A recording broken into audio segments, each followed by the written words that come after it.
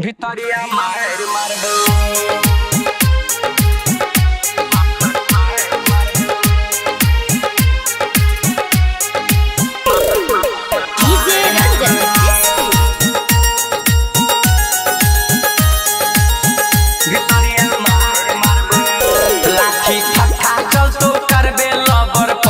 बेटा भितरिया मार मारबो रंगदार के जिला छियै मधुबनी रे बेटा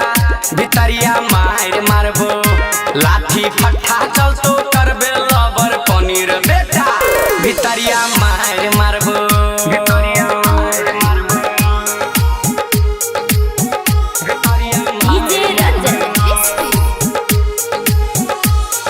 रूपम रिकॉर्डिंग स्टूडियो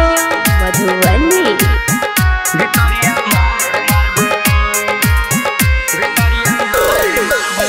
तोरी देबो दाँत सबटा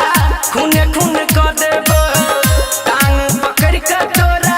नहर में ध देबो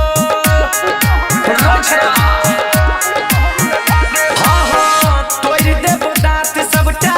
खूने खून क देबो बोरा में भर के तोरा नहर में ध देबो रे जेना छक्का चौका मारे छै मैच में धोनी रे बेटा रे तहिना तोरा मारबो रंगदार के जिला छियै मधुबनी रे बेटा भितरिया मार मारबो रंगदार के जिला छियै मधुबनी रे बेटा भितरिया मार मारबो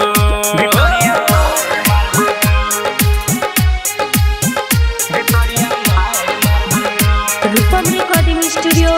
मधुबनी।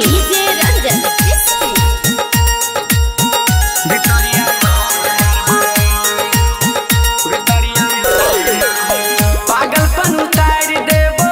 झाड़ देबो सनकी थाना पुलिसो के नहीं है तैरो भनकी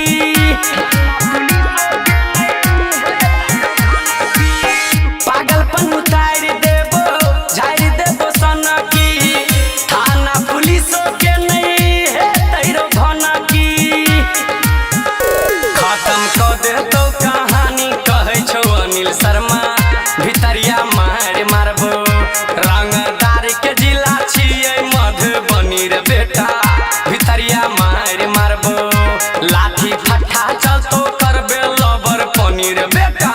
भितरिया मार मारबो